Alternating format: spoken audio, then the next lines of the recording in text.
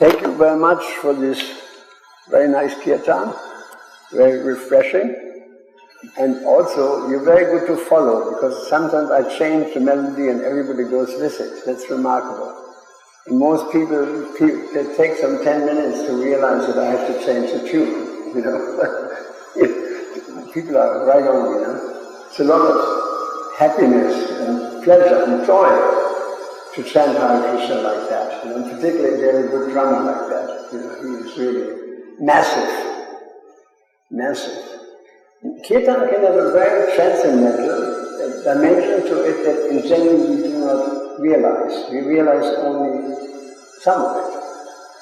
But I remember two kirtans. One kirtan, I came from Europe in a flight to Los Angeles, and it's 12 hours difference. So you're all upside down, you know. You don't know whether it's Sunday, Monday, Tuesday, Wednesday, who you are, where you come from, and you're really upside down.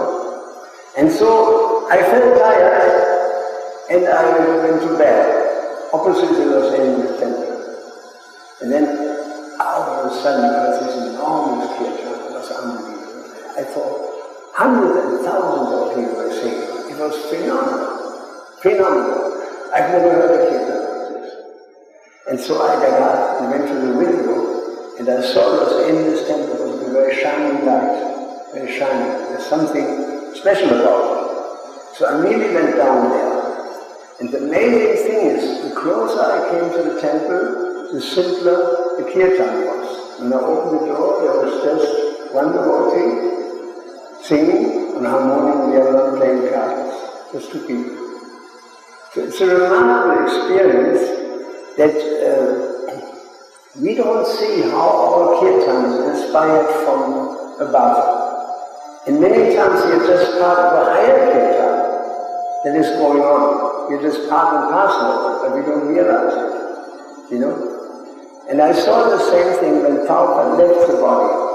And many of my godbrothers had the same experience. So they had the same experience that the kirtan was so tremendous as soon as Prabhupada left the body that we heard thousands and thousands and thousands and thousands of voices singing.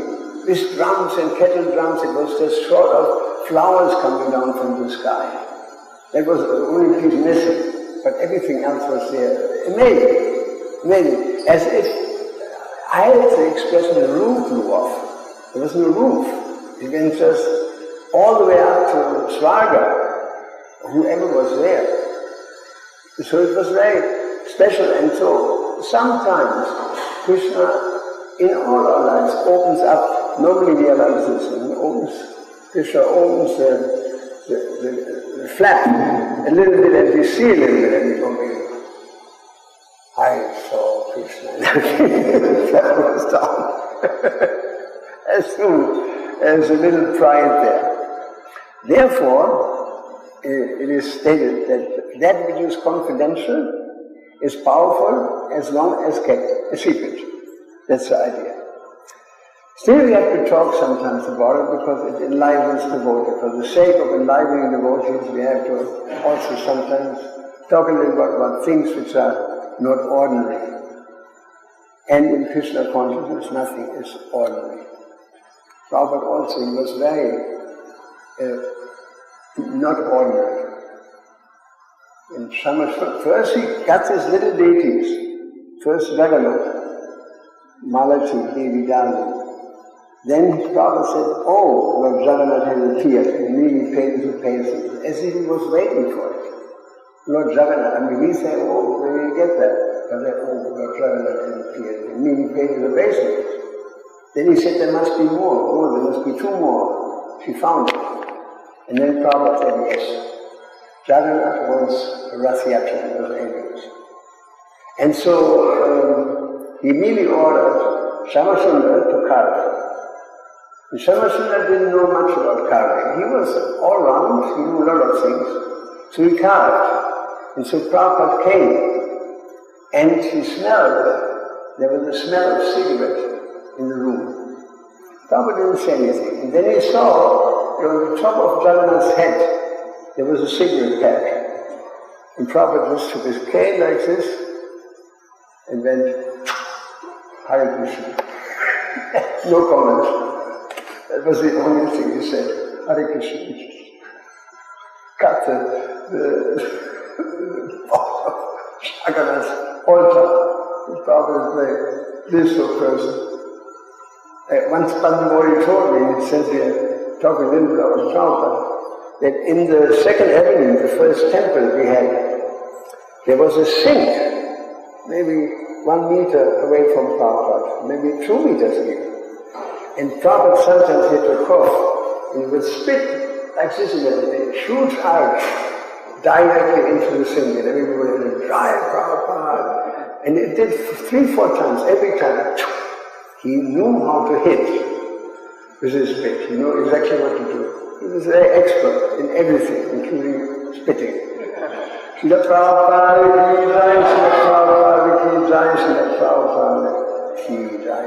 And his life was very difficult in the beginning, that he had one fellow, I forgot his name, he was threatening Prabhupada with a knife, with a bread knife. And then he ran after Prabhupada, and Prabhupada went down the staircase all the way. Prabhupada was quite fit in the beginning. He would climb the staircase to his apartment 2 steps at a time, fast. So he was fit, no doubt about it. I can't do that, I can't even think of that. He was saying, oh my God, he was 7 years old. He was running upstairs in enthusiasm. He was so enthusiastic about his movement. It was a thrill. He couldn't believe it. And out of nowhere, all of a sudden people started gathering. Out of nowhere money arrived. He had no money. He was penniless when he came to New York. And it was hard because he had only these pointed rubber shoes, white rubber shoes that they have in India. And he walked in the snow. The snow fell into the shoes. Very difficult. Very difficult. And then so many things gradually unfolded because Krishna wanted to see his movement successful. Because Krishna knew all of us at that time, knew exactly who was going to join his movement and who not. He knew, This was Krishna's plan. Because every one of us is in Krishna's workshop, so to say. Krishna is working on us in this way or in that way, so that gradually, we come to fulfill our desire, namely, what is our desire? What is our desire? Please Krishna. Please Krishna. To become a pure devotee of Krishna, that should be our prayer. Please allow me to become a pure devotee.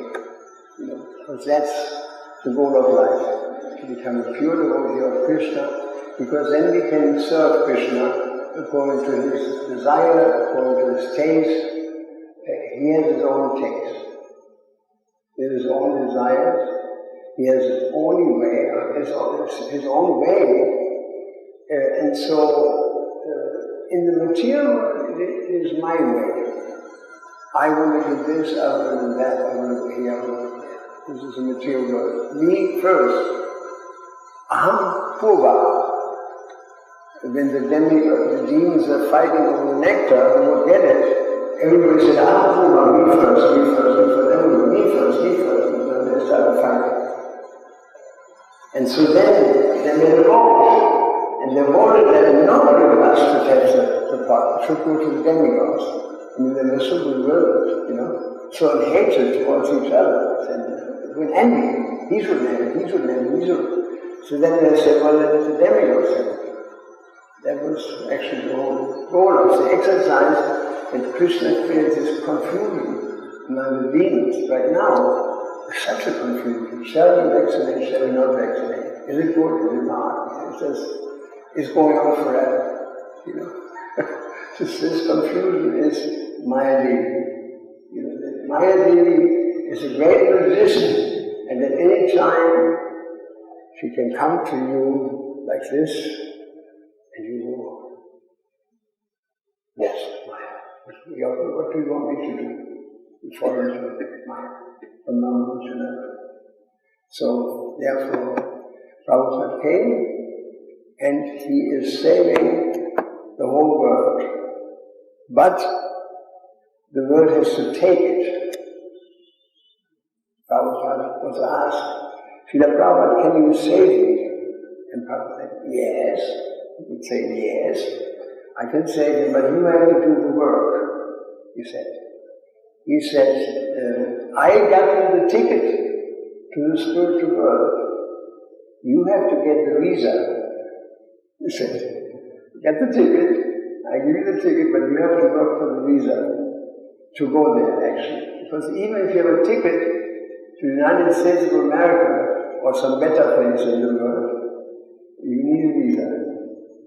And so, Bhagavatam is a visa, chanting Hare Krishna, nice kirtan, sweet kirtan should be very sweet and important, beautiful as we can make it, very melodious, and everybody should participate, so that the kirtan is as beautiful as we can imagine. Actually, nobody knows how to lead a better kirtan than Prabhupada, because he knows how to satisfy Krishna the best. But we have to, according to our understanding, we have to do it as nicely as possible. Srila Prabhupada Ki Jai. So where are we here with this today? Is it 31? 31. Om Namo Bhagavate Vasudevaya. Om Namo Bhagavate Vasudevaya. Om Namo Bhagavate Vasudevaya. Om Namo Bhagavate Vasudevaya.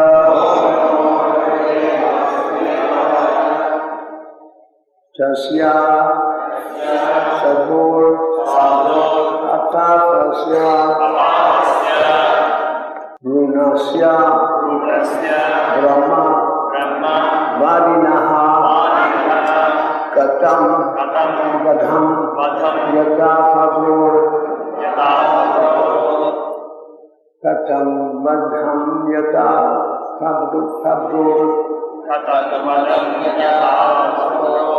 Manyati Manmato Bhavan Manyati Sammato Bhavan Tasya Sadhurata Pasya Vinasya Brahmadida Varinaha Katam Vadamyata Bhadror Manyati Sammato Bhavan Tasya of him, Sadhu, was a great saintly person. Apapasya, one who has no sinful life. Vinasya, of the embryo. Ramavadinaha, one who is well versed in Vedic knowledge. Katam, how? Vadam, the killing. Yata, as. Babro, of a cow. Manyati, you're thinking. Sadmata, well recognized by higher servants. Bhavan, you good self. Translation by Srila Prabhupada. You run and worship in learned circles, how dare you kill this Brahmana who is a saintly, sinless person well versed in Vedic knowledge. Killing him would be like destroying the embryo that is in the womb or killing a cow. So, as said in the Amara Kosha dictionary, Guru Vibhake Bala Gharve. The word Bruna refers either to the cow or to the living entity in embryo. According to Vedic culture, destroying the undeveloped embryo of the soul in the womb is as sinful as killing a cow or Brahman. And the embryo of the living entity is present in an undeveloped stage. The modern scientific theory that life is a combination of chemicals is nonsense. Scientists cannot manufacture living beings, even like those born from eggs. The idea that scientists can develop a chemical situation resembling that of an egg and bring the life, and bring life from it is not sensible. Their theory that a chemical combination can have life may be accepted, but this rascal cannot create such combination. This verse refers to Brunasya, Vadam, the killing of Bruna, or destruction of the embryo. Here is a challenge of Vedic literature to prove atheistic understanding that the living entity, the combination of matter, belongs to the grossest ignorance. Amadhyana, Vinanda, Vyagananda, Shlakaya, Chaturmitanya, Tasmai, Sigravema, Sri Chaitanya, Namavistam, Sadhapam, Swayam, Sri Krishna, Chaitanya, Prabhu, Nityananda, Sri Advaita Radha, Sri Govinda, Hare Krishna, Hare Krishna, Krishna Krishna,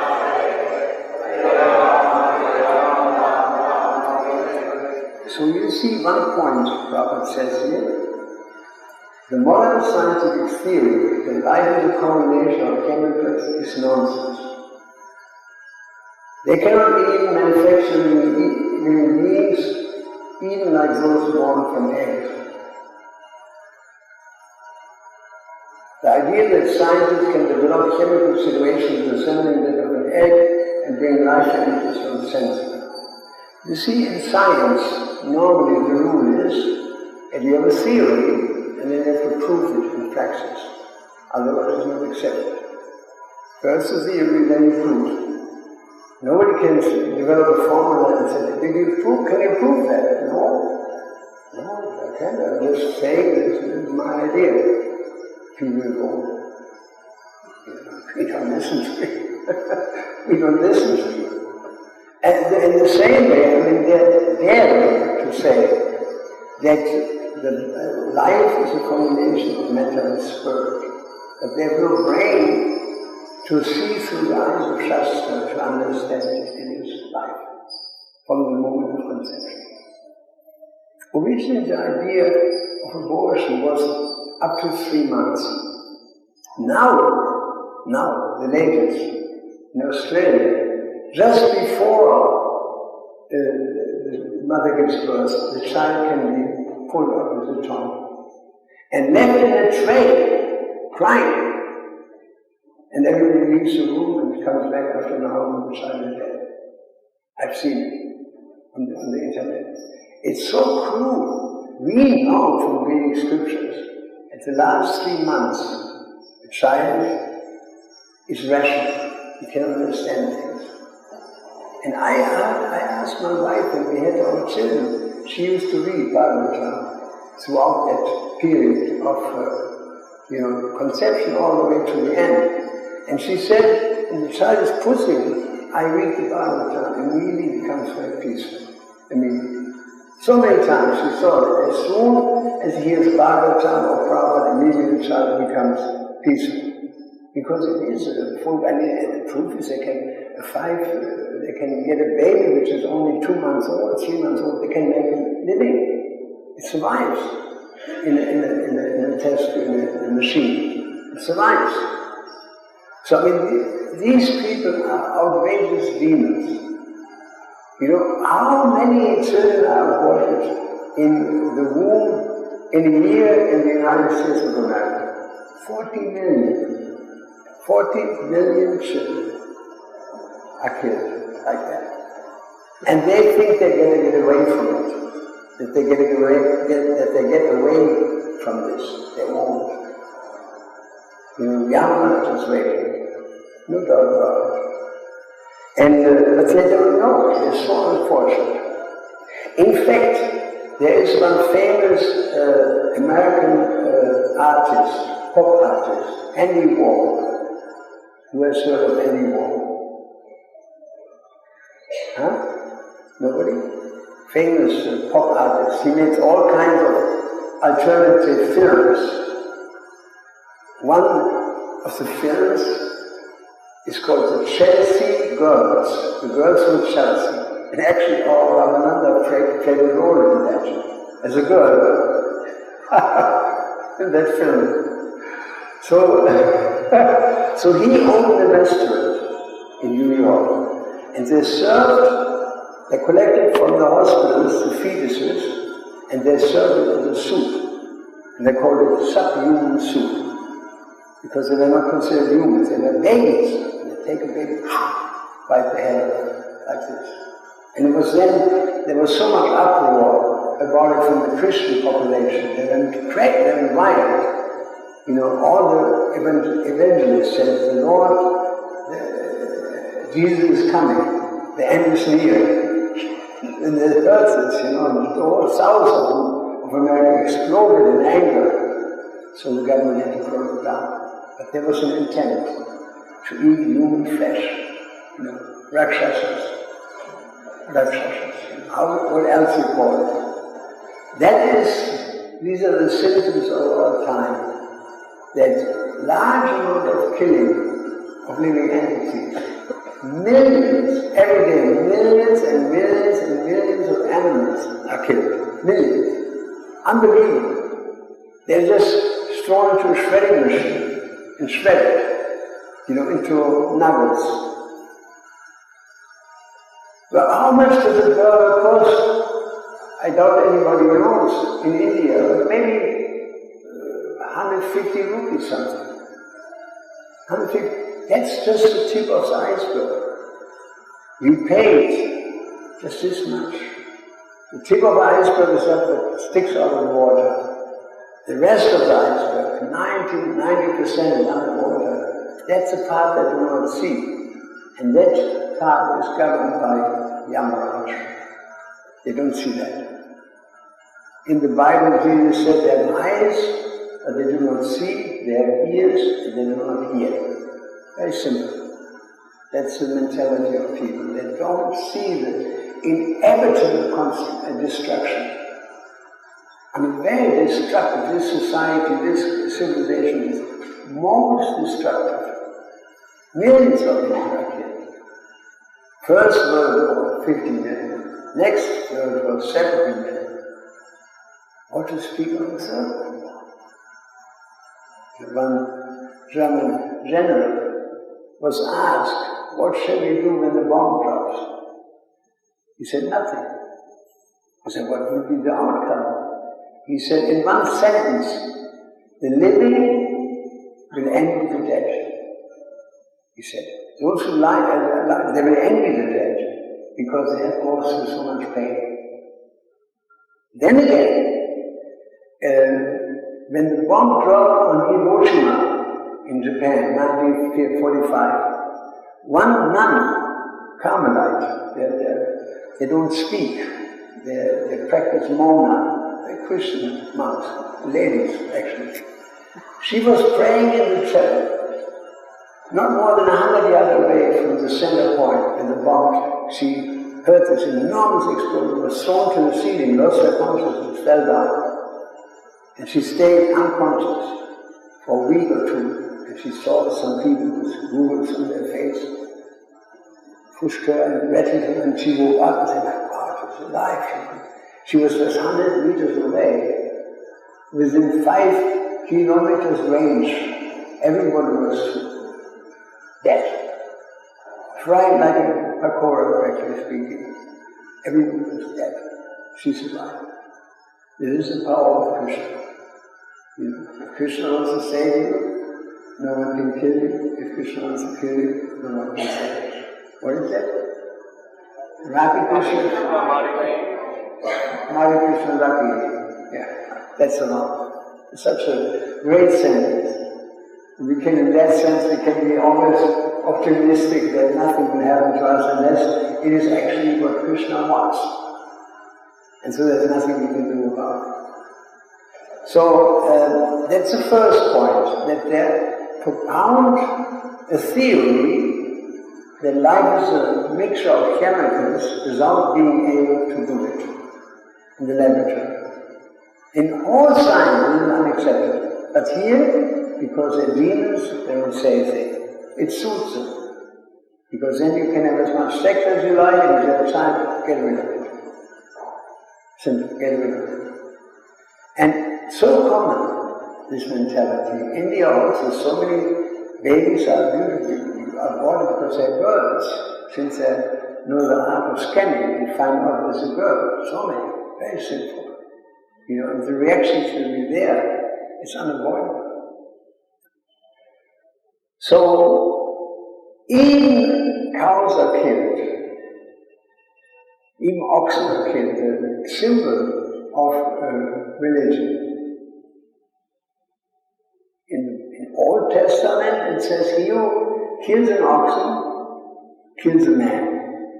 It's right there, black on white. I can show you. He who kills an oxen, kills a man. As Prabhu said, the killing of animals, killing of humans is the same thing. You know, it's all their future is expressed in this verse. In Upanishad, the killer of the soul, whoever he may be, must enter into the darkest regions of ignorance. Right? I read that this was the first time I heard about this. I was just at the brink. The next day I joined. When I read that, I said yes, because I was a vegetarian since a good while. I saw the cruelty of it, you know.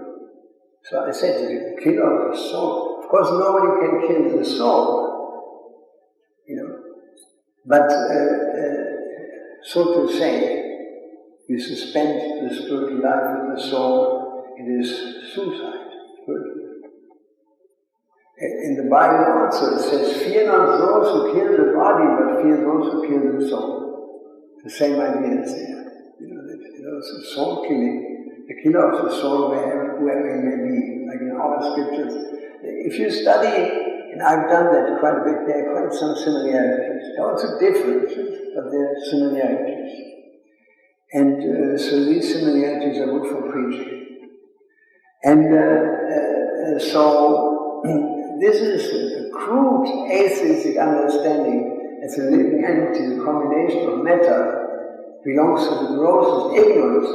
Before Germany became united, there's a famous university, most famous university in Germany, Humboldt University. Humboldt was the first person who actually read Bhagavad Gita in Sanskrit in Germany. He was one of the first people.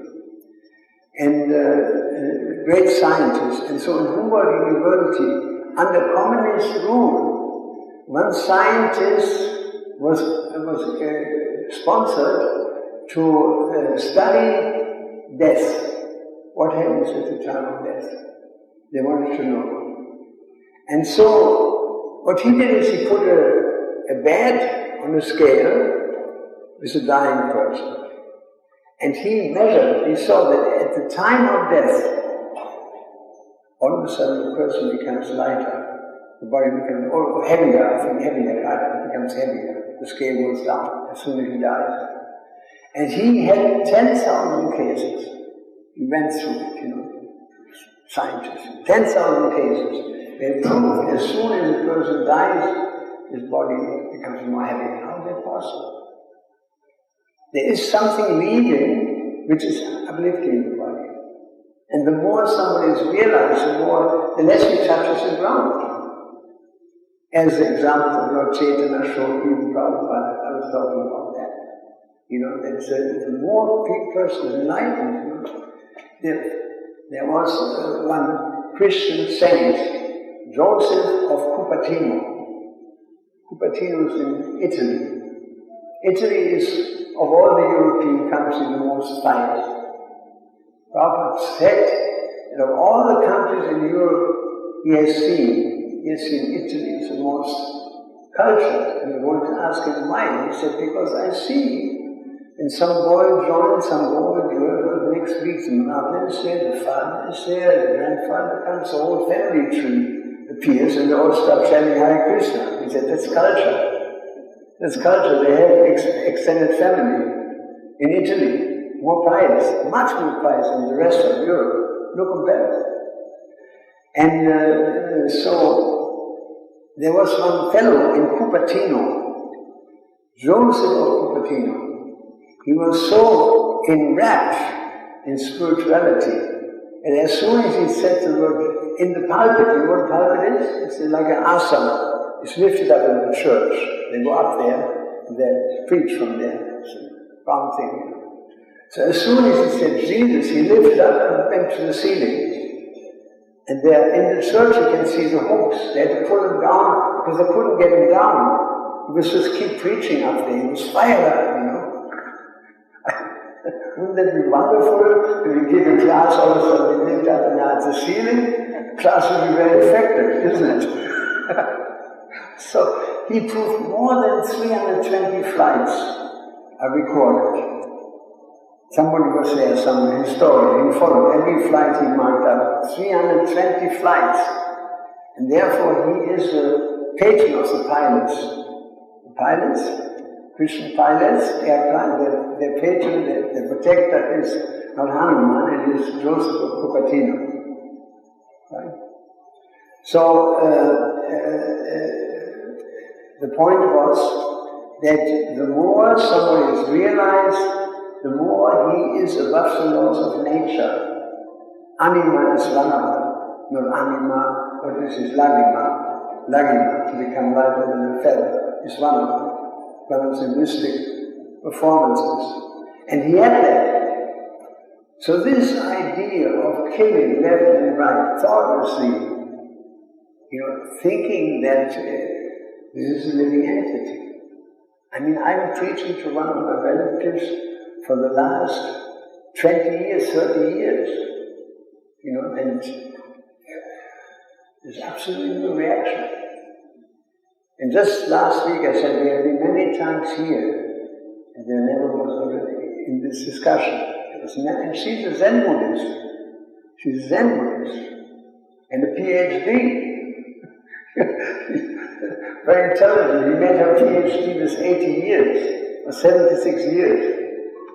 Smart, But to understand this simple point that whatever you do, violence brings violence.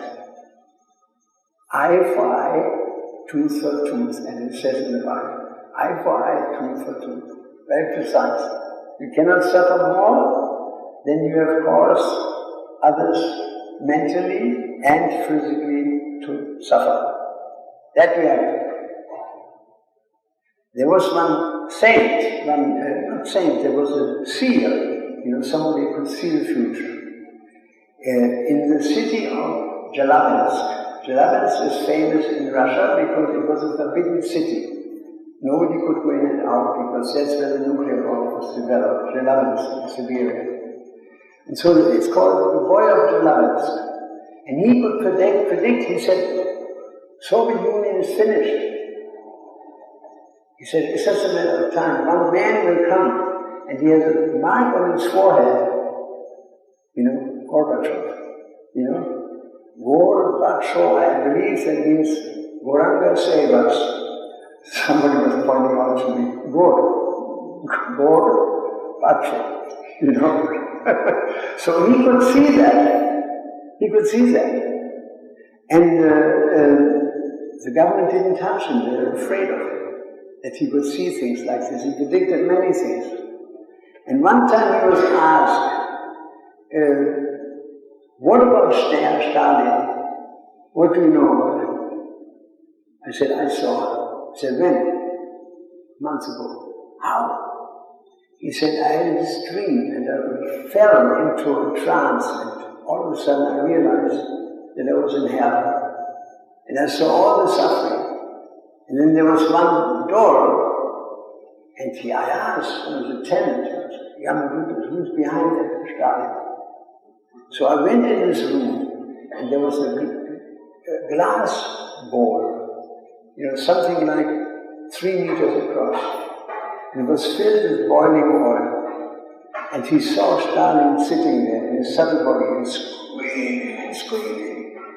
They said, how long is he there? 60 years. Even the head is under the oil. Even the head, and he cannot burn because it's a subtle oil. And so there were two guys standing there with tridents, left and right.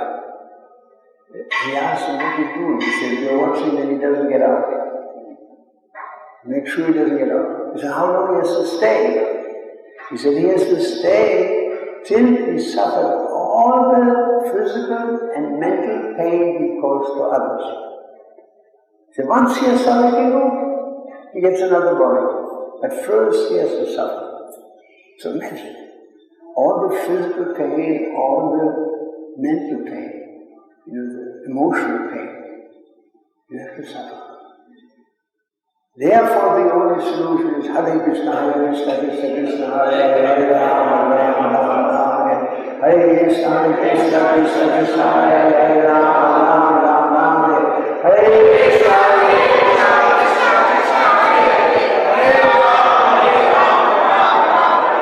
Lord Chaitanya Mahaprabhu, he made a collection of verses. You know that collection? I have that on my drive. He wrote, and where's my computer? Let me just find it. I will read it to you. I can find it too, I'm sorry.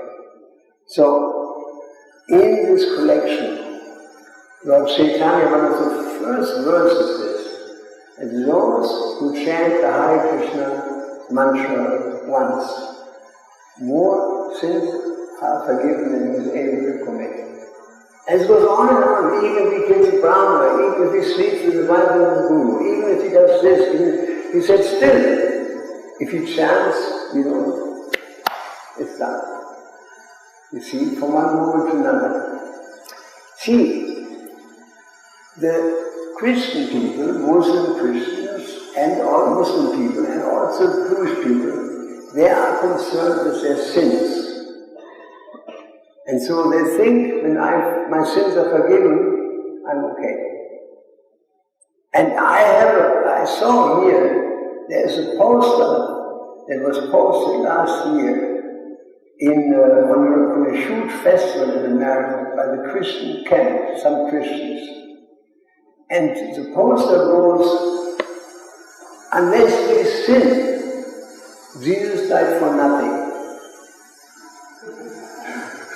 So let's sin as much as possible, otherwise he died in vain. I mean, how can we be so twisted by mind? How can one be so twisted? It's just perverse. That's the only thing you can say about it. Outrageous. Outrageous. There are no words for it. Not only using Jesus to forgive their sins, but also we sin as much as possible, otherwise he died for nothing. So now the point is that forgiveness of sin, that's easy. You just have to turn to Krishna. Yes, he will. The difficult thing is to achieve love of God. That's the difficult thing.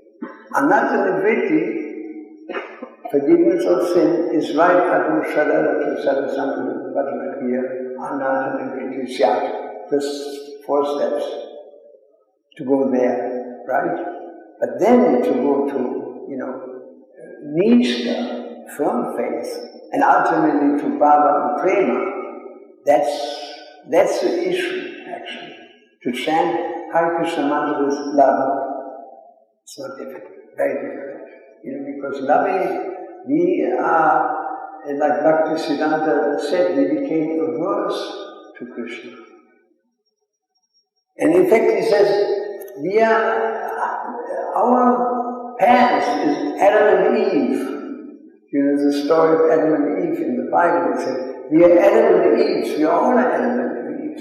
It's not that 2 people sinned and we have to suffer for it, which is Christian philosophy. Why do you suffer? Because of Adam and Eve.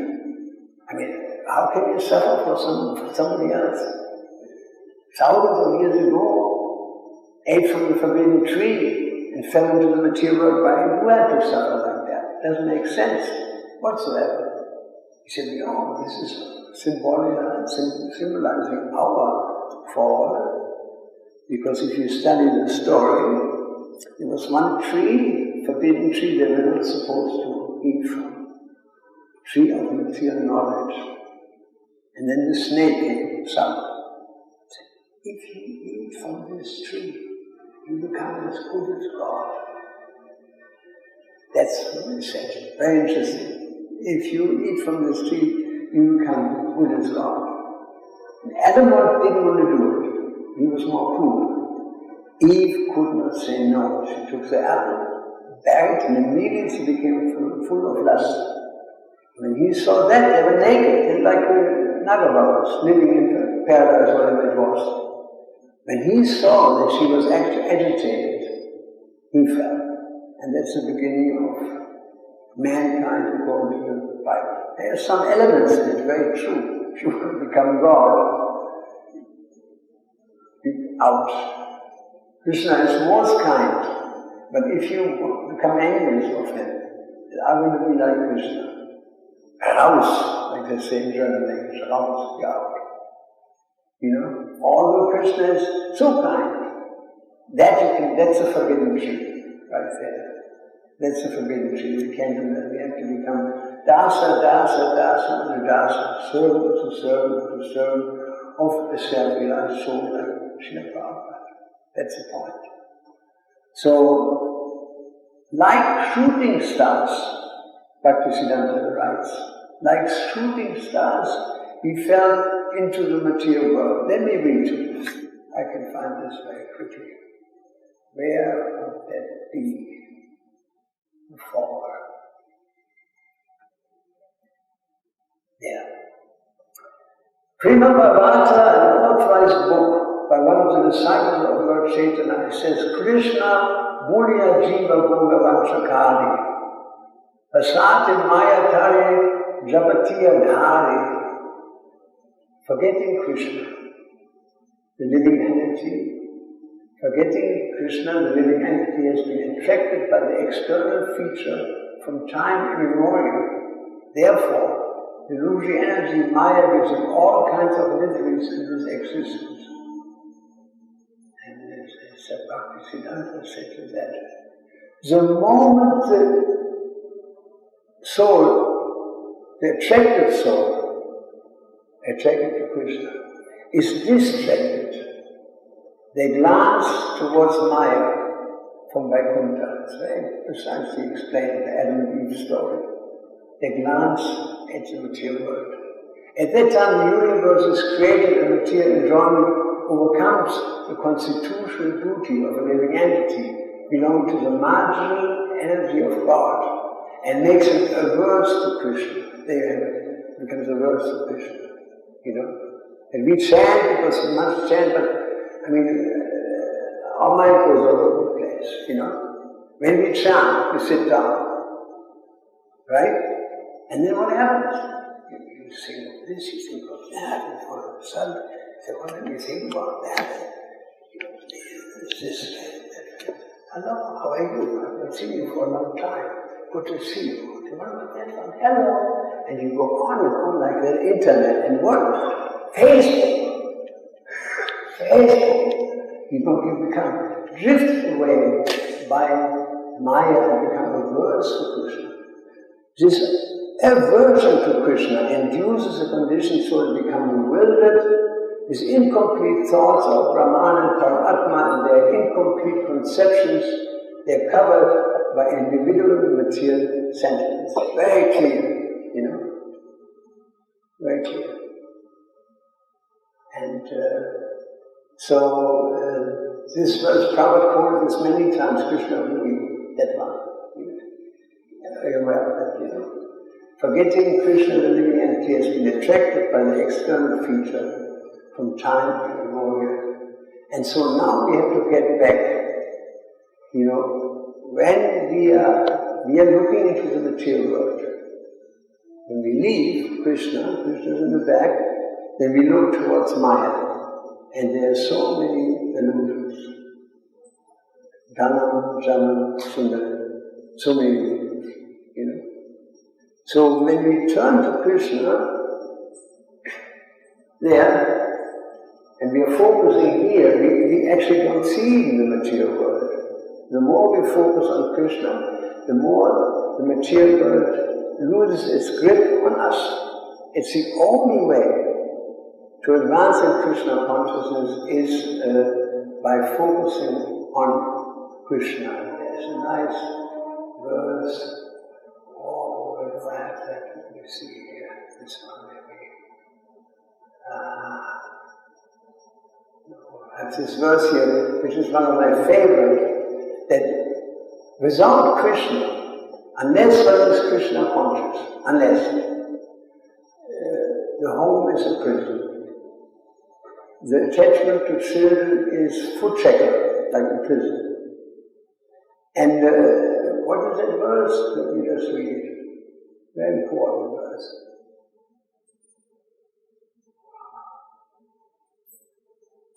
Anyway, it's gone. So, if one is a devotee, then all the senses are like thieves. That's the first thing. Senses and mind, they're like thieves. They come and steal your spiritual life away. They steal my spiritual life. How much time you're sitting and chanting, and then the thief comes and takes your mind away, right? And although you want to become Krishna conscious, the mind is like, the senses of the mind come, it's like this. Come. I need you for demonstration. Sit down. Maya goes like this.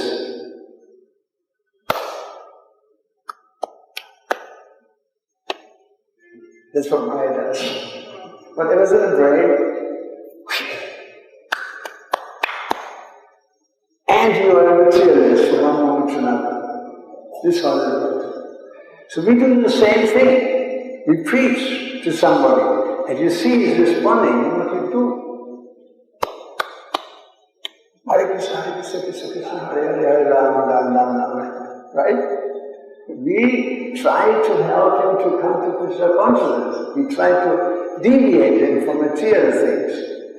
And so the verses in Bhagavatam, if somebody has a computer, I can look, must be 249 or something.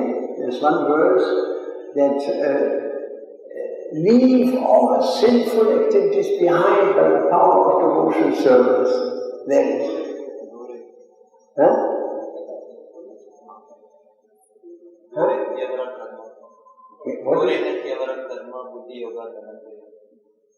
In English? That's a verse, by the power of devotional service. The soul may be retracted from sense enjoyment, artificial process, but the taste remains. But having experienced a higher taste, he is fixed in consciousness. So the only solution is to get fixed in Krishna, and then the rest will be done automatically. You don't have to worry about it. It's not that we have to free ourselves. We just have to turn to Krishna like a little child. Child has pooped into the pants. Number, what is it? 2. What does he do? Mama, she screams like anything. Mama knows. Mama comes and into the child. So that's the mentality. That's why it says in this biblical scriptures, unless you become like children, you cannot enter into the kingdom of God. Child is crying for Krishna. Prabhupada said that's the best chanting, when you cry for Krishna. So that's the idea, to invite the emotion of a child, feeling helpless. That's Sharanagati. I feel helpless. Nobody in the world can save me except Krishna and Srila Prabhupada. That's all. That's our aspiration. That's the only realistic thing to do in this material world, is to take shelter in Krishna. It's not realistic to become materially successful. It's not at all realistic to become a big superstar or somebody this, somebody that. It's not realistic. These people don't live in reality. They're drugged by the great magician, Maya, under its influence. If I go like this, like a big magic, readily he becomes bewildered. So, thank you very much. This much I want to say. I want to be punctually today. And unless you have a question, I'll be glad to answer.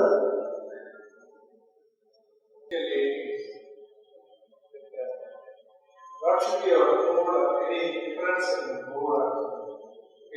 So when we chant the first 8 beats, it is I heard that it is representing gopis. Should there be any particular mood in chanting the first 8 beats? You should just concentrate on Krishna. Say, my dear Lord, I can actually associate with you right now.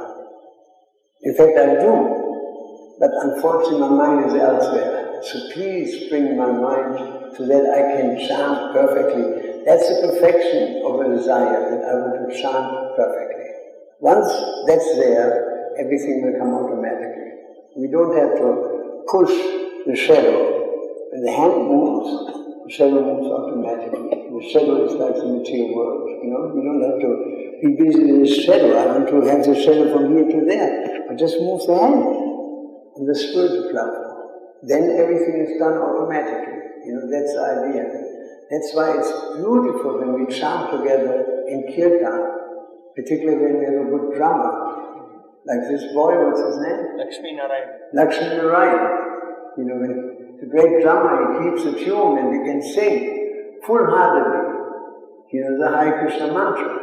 Krishna will be very pleased and we will be spiritually nourished. Because why is the world so bad? Why are so many unhappy people in this world who are undergoing demonic activities? Because they're spiritually starved. They have no spirit. There's practically speaking, they're spiritually dead, close to death, and therefore they have so many desires. And the more somebody is Krishna conscious, the less he needs. The less he needs. The great mystic yogis, they live in the forest and nothing. They don't want anything. Sanatana Goswami had a touchstone. Somebody said, "Can I have it?" He said, "Yes, where is it? Over there in the rubbish." He didn't care. There's a story that Akbar the Great, the Emperor of India, he had one singer, his name was Tansen, he was a Hindu. And he sang so beautiful. Akbar was kind of eclectic. He had Christian missionaries from Goa and Muslim scholars. So he was kind of understanding that the truth is reflected in many scriptures. So he fainted when he heard Tansen and fell in some sort of ecstasy. So he asked Tansen, "Who taught you to sing like that?" He said, "My Guru." "You have a Guru? Who's that Guru?" He said, "Swami Haridas Swami." Not Haridas Thakur, Haridas Swami, founder of Bhakti tradition. So I want to see him. He's not going to see him. Why? I'm the emperor. Exactly. He won't see emperors. Americans come like a beggar. Yes, he's a beggar. Dress up as a beggar. He will see him. So they rode at night. The king was ashamed to let the palace. He saw him. So they rode to Agra, because that's where the emperor was living. And they went to Vrindavan. When they reached Vrindavan and they saw the sun, the emperor moved down. And the sun smiled and said, "Oh, Emperor of India, Akbar the Great, how can I serve you?" So he could see. He said, "What brings you to me, O Emperor of India? Please sing for me. Can you?" He said, "Yes." Sang it. This was unbelievable. The king fell over, and became unconscious. So the Akbar said, the emperor, he said, "Whatever you want from me, I give it to you. Money, as much, as many jewels, as many diamonds, whatever you want to tell me, I'll give it to you." So I don't want diamonds. I'm interested. What about women? Most beautiful women I can give you. For the rest of your life you will be busy enjoying sex life. He said, I don't want to do that. What about fame? You become the most famous. Gandhana Jandana Sundari, the same thing. I said, I'm interested. Is there anything I can do for you? And the sage said, "One anything." Yes. I took a bath today at Kishigat, and in the steps there's a crack. You should repair that. The king said, "I'm supposed to." Asking this top person in India to repair a crack on a gut in India, that's an insult. So he was just about exploding, and the sage smiled and said, "It's not so easy as you think it is. Tansen showed the way. So they went to the garden. And Tansen went there as the king of it. All of a sudden, the whole step turned into gold, with jewels, diamonds. The whole thing was made of jewels and diamonds. He looked in the sky, he saw huge swans flying over them, manifesting the sounds of the summer Veda from their wings. So huge mountains, waterfalls, everything. He entered the hidden Vrindavan, Gupta Vrindavan, the other Vrindavan. Aprakash, the Aprakash. He entered, and he was shocked to see the beauty of Vrindavan. How wonderful it is! How amazing! It's a spiritual world right there.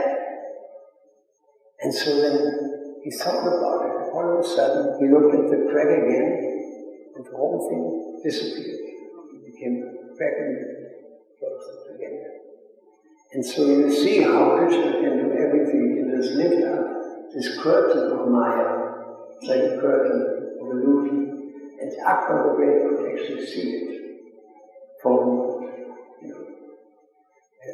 there's something more about the story, but I don't remember. Do you remember? And that's it, isn't it? That was it. So, yes, we live in the spiritual world. The deity, that is actually Krishna. With the right attitude, we can see that this is actually Krishna.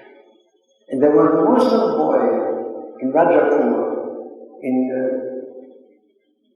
next to the temple in Mayapur, Rajapur. Right? Jagannath deities. So Janani was told us 3 years ago. A Muslim boy came, looked around, went up to the deity, Subhaka, and he pulled a diamond or whatever, jewel out of her nose. All of a sudden, Balaram's arm came out and smashed him. He flew out of the temple, found himself on the floor outside the temple, and he cried to his mother all the 5 were there. Next time I go there, I try that one. Shri Prabhupada Ki Jai, Shri Prabhupada Ki Jai, Go Premananda. Thank you. His Grace Prithu Prabhu Ki Jai.